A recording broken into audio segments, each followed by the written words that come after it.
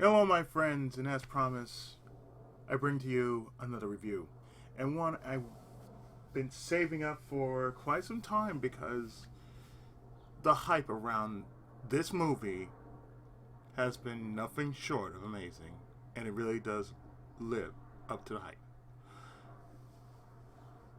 Sonic 2, or as I like to call it, Sonic 2 and Knuckles the Avenger,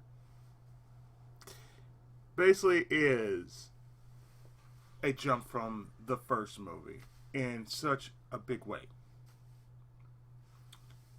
And what I found I enjoyed about the movie is just like with the first one, it basically is one of those kind of movies you just want to take your brain out for a moment and just say, I like this. It really does. It really does live up to the hype of being a good movie. It takes off where the first one started. You have all the characters in play, and on top of that, there's nothing short as far as the action goes. So, picking off from where the first movie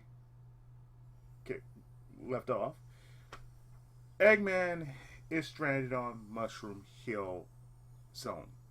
I'm gonna call it what it is because to me, I saw Mushroom Planet as Mushroom Hill Zone. Sonic and Knuckles. He's gotten even more crazier than in the first movie. Right after he was left stranded there after being taken out by Sonic. He finds a strange way of getting back to it, of getting back to Earth. But at, at the same chance that he does so, he releases a new threat. This threat is the Echidna. The Echidna is basically a warrior race from another world, from Sonic's, I would guess, Sonic's world. And there's little to be explained about what happened with this race. They, I mean, they're a warrior race. They wanted to rule, and this power gave them just that. Just about gave them that power. So that power we later learn are is the Master Emerald. We haven't heard about the Master Emerald since, say, in 2 games. Well, for me, it'd be 1, and that's Sonic Adventure. And yet, separated, there are 7 emeralds. Chaos Emeralds. So, thus, the Chaos Emeralds have a play in this.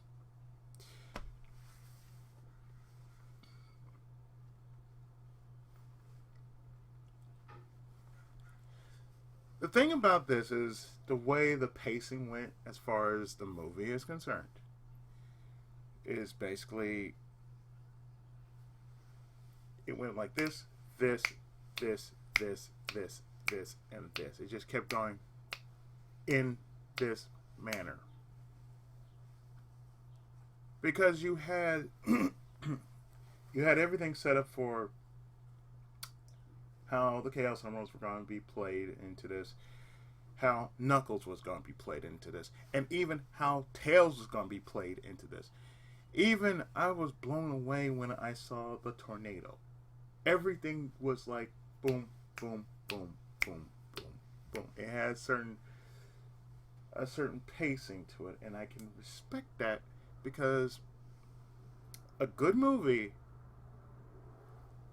no matter what it is, desires pacing. And really good pacing is what I liked so much about the movie. I mean, even the small references they made in Sonic 2, the references were there, like the Mean Bean Coffee House. Come on, we all know that's Puyo Puyo. For those who don't know what Puyo Puyo is, that's originally what that Dr. Eggman Mean Bean Machine game really was. Puyo Puyo. So there you go. Most people wouldn't catch that, but some people like myself, we would catch that. So I did like the fact that they made a Puyo Puyo reference, and the fact that it went all the way through, and the fact that that Green Hill Zone was a ringtone. When you have Green Hill Zone as a ringtone, man, I'm sorry, but that just says I will be back for Sonic 3. Don't you worry. I mean, they made references to GUN. They made references to basically everything that basically why I call it Sonic 2 and Knuckles the Adventure. Basically, you kind of merged it into a Sonic, a Sonic adventure. It really was a Sonic adventure. The entire time they were going around the world chasing after emeralds like it was Dragon Balls. I enjoyed it. It was fun. It really was fun. Plus, the voice cast. I got nothing to say about the voice cast. The voice cast basically was, just as enjoyable the second time around than the first. Yeah, Idris Elba as Knuckles, which strangely was an awkward but yet strange mix of sorts. But you know what? I'm okay with it. You had Tails, in which for most people who don't know, you never heard his name, which is Miles Prower. And for those who have watched the movie, his name was an in-joke. He was driving a car. That's what he was doing. He was going Miles Prower.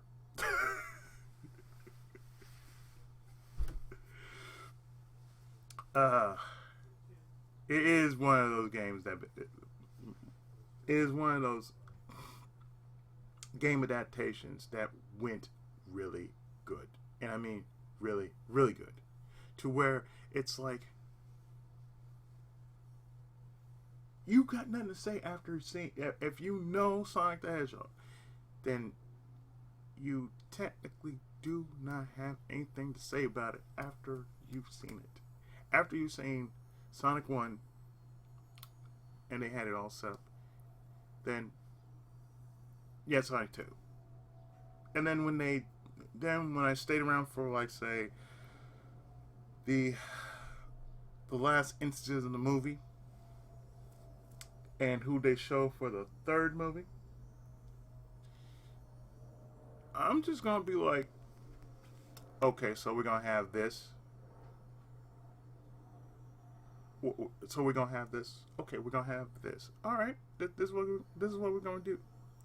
We're gonna add this character. So they mentioned a certain black hedgehog, and this certain black hedgehog is part of a long-sealed project long ago. Which is basically the setup for the third movie. Now, I'm pretty sure the third movie is already going. The plans are being put in place of how they're going to squeeze Shadow in. And if they do, try it, I want to see how they would do it. I would like to see if they could squeeze a Metal Sonic in there. Or if not Metal, Mecha Sonic.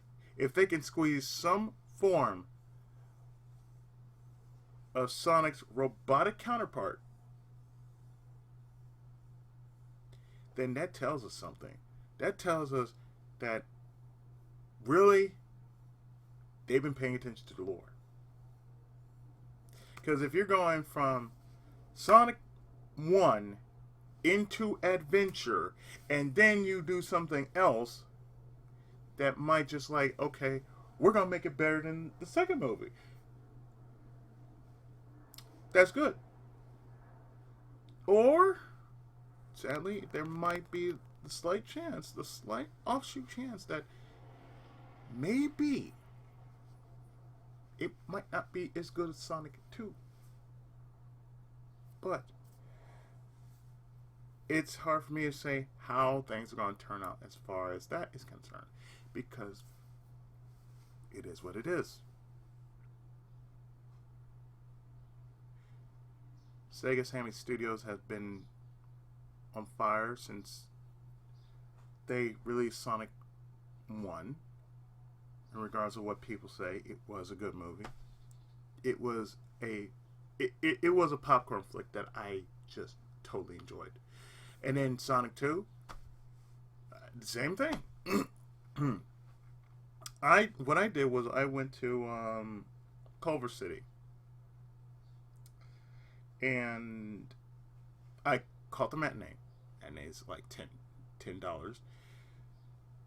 I did the smart thing, which was went to the store the previous day, got myself a few snacks, because I knew I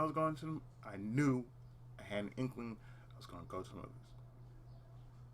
And one of the things I'm actually doing for summer is actually going to see at least one movie per month.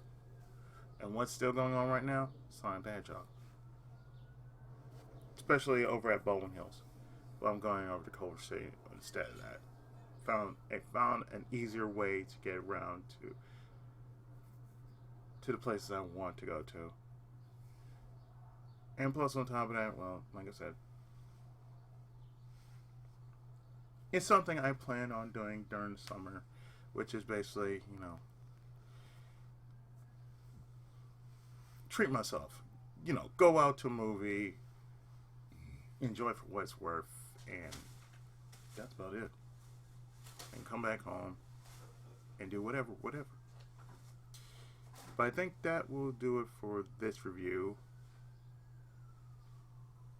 of Sonic the Hedgehog 2. And I'm doing this without trying to spoil the rest of the movie for you. If you have not seen the rest of the movie, or if you've not seen this movie, go see it for yourself. I have the comic adaptation. The comic adaptation probably would tell me more what was going on between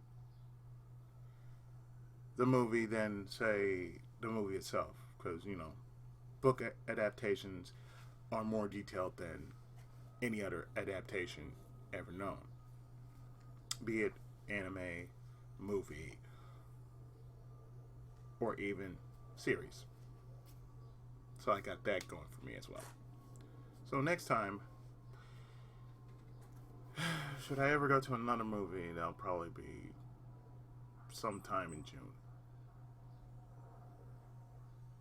And whatever that's gonna be, well, it is what it is. So, until next time, take care and stay tuned for more great content. Bye now.